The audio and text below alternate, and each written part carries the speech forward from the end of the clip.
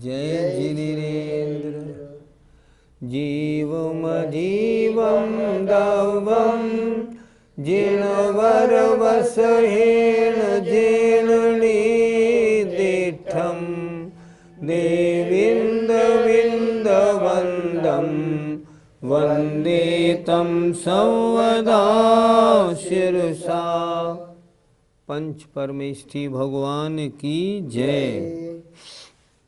पिछली पाठशाला में काल द्रव्य अस्थिकाय नहीं है, अन्य 5 द्रव्य अस्थिकाय हैं, इसकी चर्चा आपने सुनी थी। आज जो गाथा पढ़ाई जाएगी उसमें ये बताएंगी अस्थिकाय क्या है और काल द्रव्य अस्थिकाय क्यों नहीं है, इसके बारे में बताया जाएगा। देखिए सामने गाथा लिखी हुई है, इसको आप ज़रूर बोलिएगा, क्योंकि प्राकृत को बोलेंगे ना तब बोलने का अभ्यास बनेगा।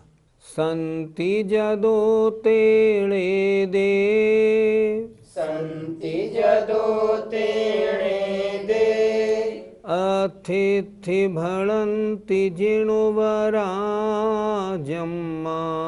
अतिथि भणन्ति जिणवराजम्मा, अतिथि भणन्ति जिणवराजम्मा, अतिथि भणन्ति जिणवराजम्मा,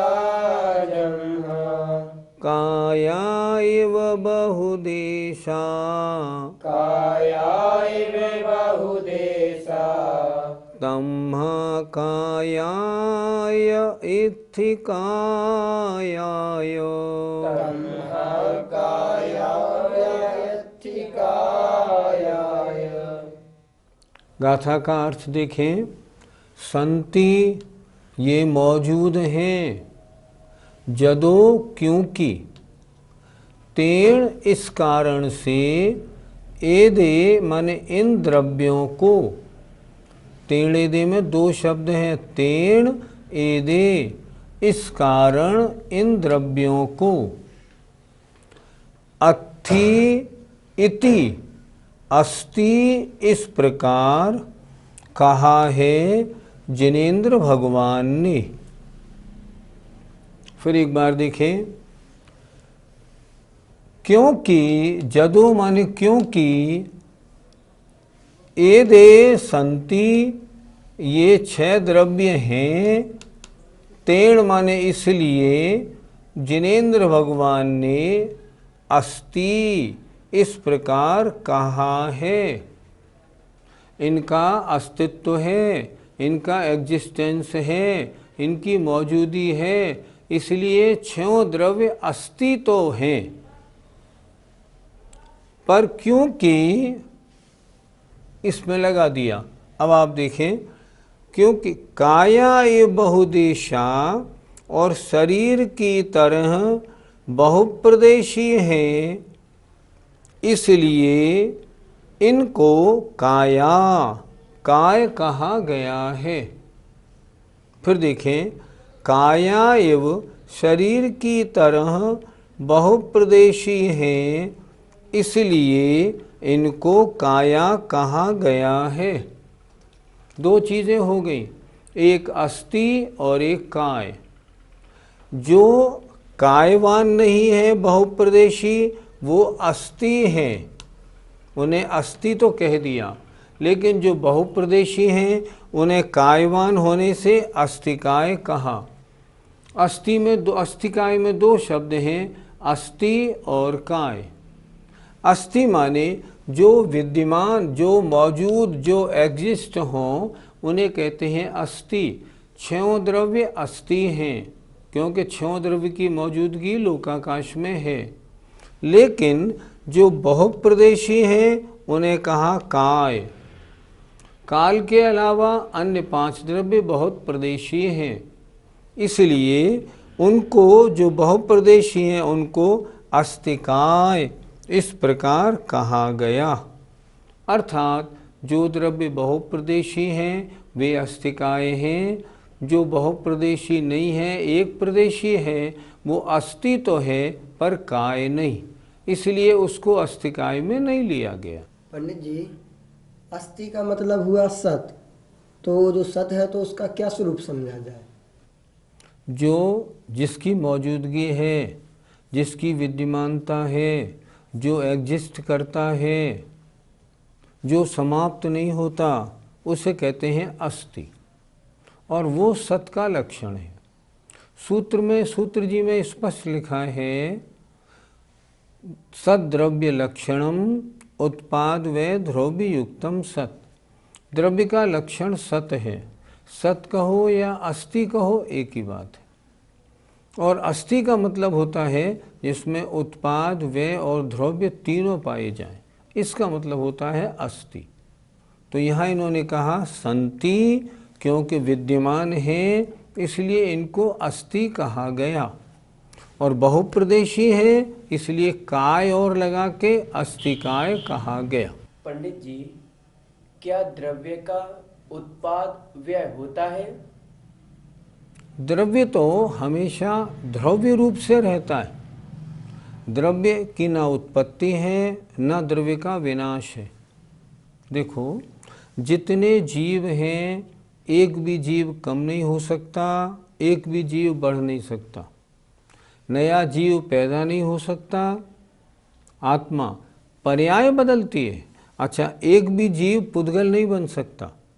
जितने पुद्गल के अणु हैं उनमें एक भी कम नहीं हो सकता, एक भी ज़्यादा नहीं हो सकता। वो तो जितने हैं उतने ही हैं।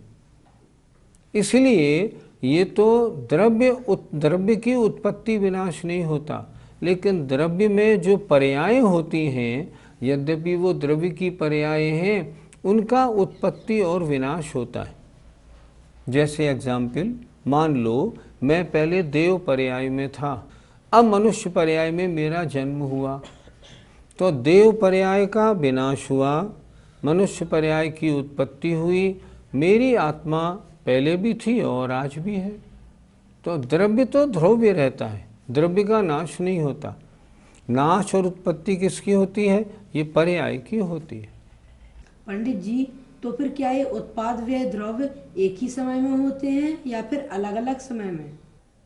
उत्पाद व ध्रुव्य प्रत्येक समय में होते, प्रत्येक समय में होते। प्रत्येक समय में नई नई पर्याय उत्पत्ति होती हैं, पुरानी पर्याय का नाश होता है, द्रव्य की मौजूदगी दोनों में रहती है। पहली पर्याय में भी द्रव्य था, अगली पर्याय में भी द्रव्य एग्जिस्ट करता है। इसलिए ये तीनों काम एक साथ होते। अगर पहले आपने नाश कर दिया और उत्पाद नहीं किया तो द्रव्य की पर्याय क्या रही? और नाश नहीं हुआ, उत्पाद हो गया, ये कैसे हो गया? एक द्रव्य की एक समय में एक ही पर्याय तो होगी। इसलिए व्यय और उत्पत्ति एक ही समय में, और द्रव्य तो हमेशा एग्जिस्ट करता है, उसका द्रव्यपना तो रहता ही रहता है। इसलिए तीनों एक समय में होते हैं। गुरुजी, पर्याय कितनी प्रकार की होती हैं? सामान्य से पर्याय दो प्रकार की होती हैं, अर्थ पर्याय और व्यंजन पर्याय। जो पर्याय प्रति समय उत्पन्न और विनाश होकर नई पैदा होती है उसे तो कहते हैं अर्थ पर्याय, और जो पर्याय बहुत समय तक रहने वाली है उसे कहते हैं व्यंजन पर्याय। जैसे मान लो, ये मेरी मनुष्य पर्याय है, ये व्यंजन पर्याय है। क्यों? ये बहुत वर्षों तक रहने वाली है। लेकिन इस पर्याय में प्रति जो परिणमन हो रहा है वो अर्थ पर्याय है। अर्थ पर्याय जो प्रति परिणमन करती है, व्यंजन पर्याय जो बहुत समय तक रहती है। इस प्रकार पर्याय दो प्रकार की होती है। इस गाथा में ये बताया गया कि अस्थिकाय किसे कहते हैं। अब ये बताएंगे कौन कौन से द्रव्य कितने प्रदेशी हैं और इसलिए वे अस्थिकाय हैं। आइए, होन्ते असंख्या जीवे, होन्ते असंख्या जीवे, धम्मा धम्मे अनंत आयासे, धम्मा धम्मे अनंत आयासे, मुत्त मुत्तेति विह पदेशा मुत्तेति विह पदेशा कालस्य गुणतेन शोकाओ कालस्य गुणतेन शोकाओ होन्ति होते हैं असंख्यात प्रदेश जीवे जीव द्रव्य में जीव द्रव्य असंख्यात प्रदेश वाला होता है। और असंख्यात किस में होते हैं? धर्म द्रव्य में, अधम्य और अधर्म द्रव्य में। अर्थात जीव द्रव्य में, धर्म द्रव्य में और अधर्म द्रव्य में ये तीनों द्रव्य असंख्यात प्रदेशी होते हैं। अनंत आयासे आकाश में अनंत प्रदेश हैं। मुत्ते मूर्तिक जो द्रव्य है अर्थात पुद्गल, मुत्ते माने पुद्गल द्रव्य में तिविह तीनों प्रकार के प्रदेश होते हैं, संख्यात, असंख्यात और अनंत। कालस्य एगो काल द्रव्य का एक प्रदेश होता है। तेण इसलिए सो माने वह काल द्रव्य कायवान अस्तिकाय न नहीं है। इसमें दो बातें बताई हैं। पहली बात तो ये कौन सा द्रव्य कितने प्रदेशी है, दूसरी बात काल द्रव्य को अस्तिकाय क्यों नहीं कहा। पंडित जी, जीव द्रव्य, धर्म द्रव्य, अधर्म द्रव्य इनके प्रदेश आपने असंख्यात बतलाए, तो क्या ये असंख्यात क्या इनके समान समान असंख्यात होते हैं कि किसी के कम बड़ भी होते हैं? जितने प्रदेश लोकाकाश के हैं उतने प्रदेश धर्म द्रव्य के, उतने अधर्म द्रव्य के, उतने जीव द्रव्य के। मान लो यद्यपि असंख्यात हैं, उनकी हम काउंटिंग लिख नहीं सकते। मान लो हमने काउंटिंग लिखी 10,20,517, 517 एंड में आया। इतने प्रदेश लोकाकाश के हैं, तो 517 वाली संख्या इतने ही प्रदेश धर्म द्रव्य के, 517 ही अधर्म द्रव्य के, 517 ही प्रत्येक जीव द्रव्य के। किसी के 16 नहीं, किसी के 18 नहीं। इसीलिए तो धर्म द्रव्य लोकाकाश पूरे लोकाकाश में व्याप्त है, अधर्म द्रव्य पूरे लोकाकाश में व्याप्त है। और जब जीव द्रव्य जब लोक पूर्ण समुद्घात केवली भगवान के होता है तो लोक का एक प्रदेश भी नहीं छोड़ता, पूरे लोक में व्याप्त हो जाता है। लोक से बाहर निकल जाए सो भी नहीं, क्योंकि उतने ही प्रदेश है, इससे ज़्यादा नहीं। इसलिए धर्म द्रव्य, अधर्म द्रव्य और जीव द्रव्य की यद्यपि असंख्यात प्रदेश कहे, पर काउंटिंग तीनों की बिल्कुल बराबर, न किसी की एक कम न किसी की एक ज़्यादा। पंडित जी, असंख्यात प्रदेशों का एक जीव, तो क्या असंख्यात प्रदेशों से मिलकर के एक जीव बनता है? अभी आप समझे नहीं। पहली बात, प्रदेश क्या है? प्रदेश क्षेत्र की इकाई है। जैसे सेंटीमीटर, जैसे मिलीमीटर, इंच, ऐसे प्रदेश क्षेत्र की इकाई है। प्रदेश से मिलके जीव नहीं बनता।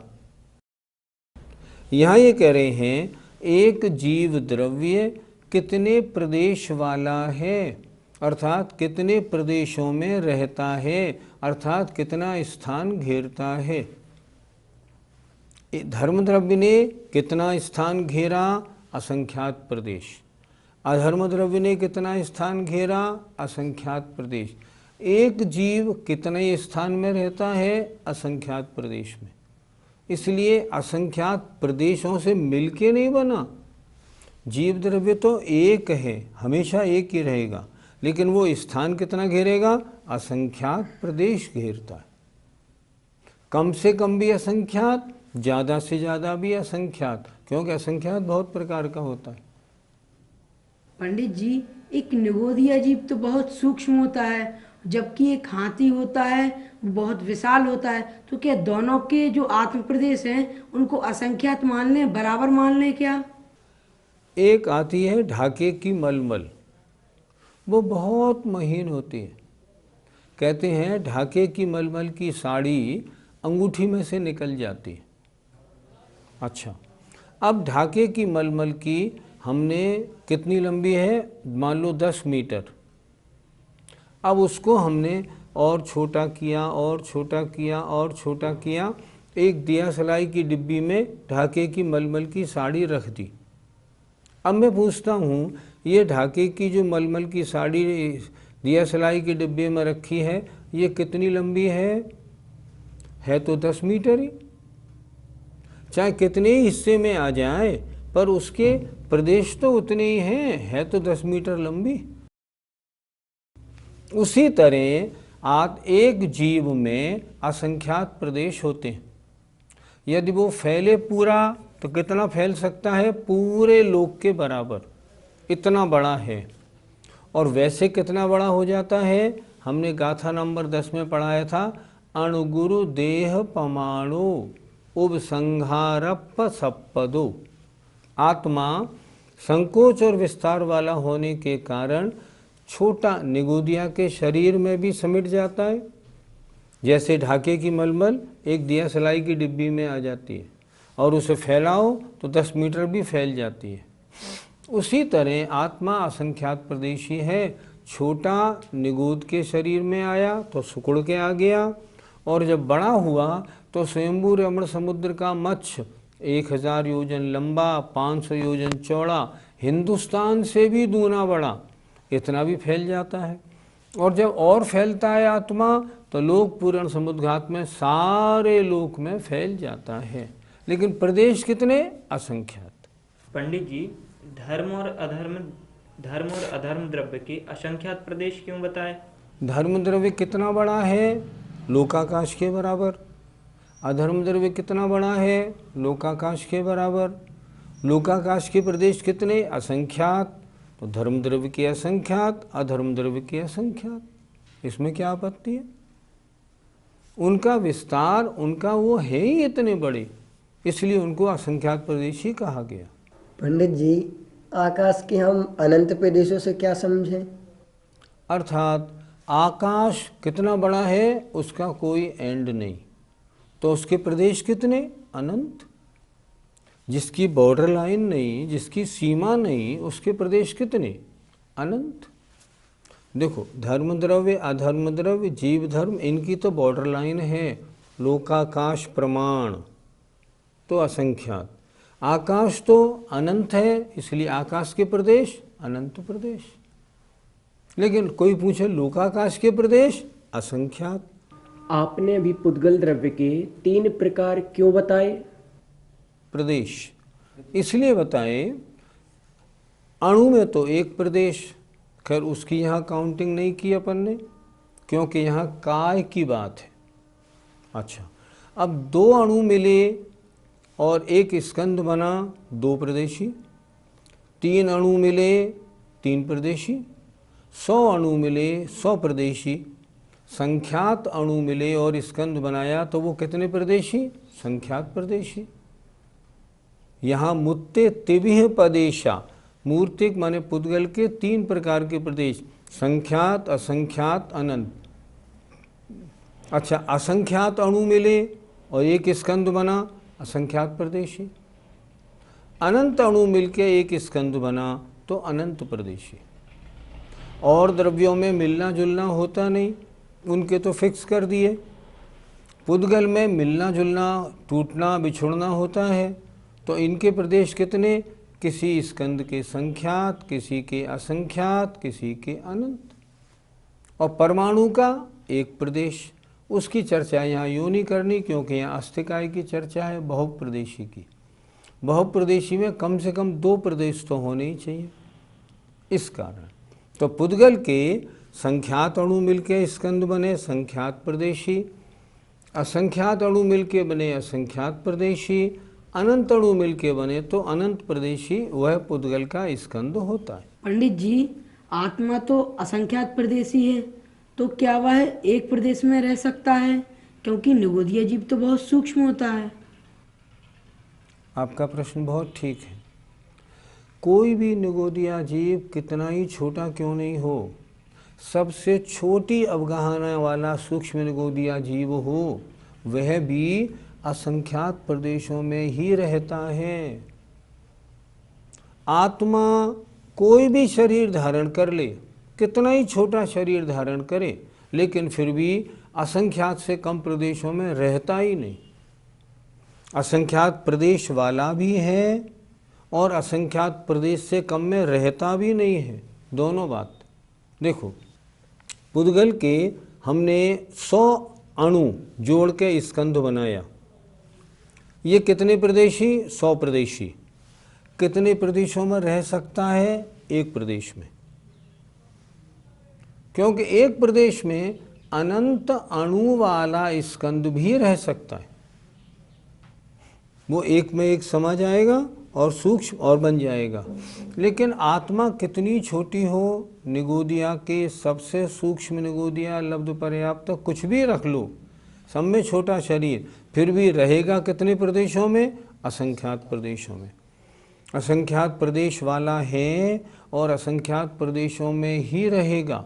लेकिन एक बात ज़रूर है, निगोदिया का असंख्यात प्रदेश छोटा, मक्खी के असंख्यात प्रदेश उससे ज़्यादा, चिड़िया के उससे ज़्यादा, हाथी के उससे ज़्यादा, स्वयंभू रमण के मच्छ के उससे भी ज़्यादा, और केवली समुद्घात लोक पुराण में लोक के बराबर।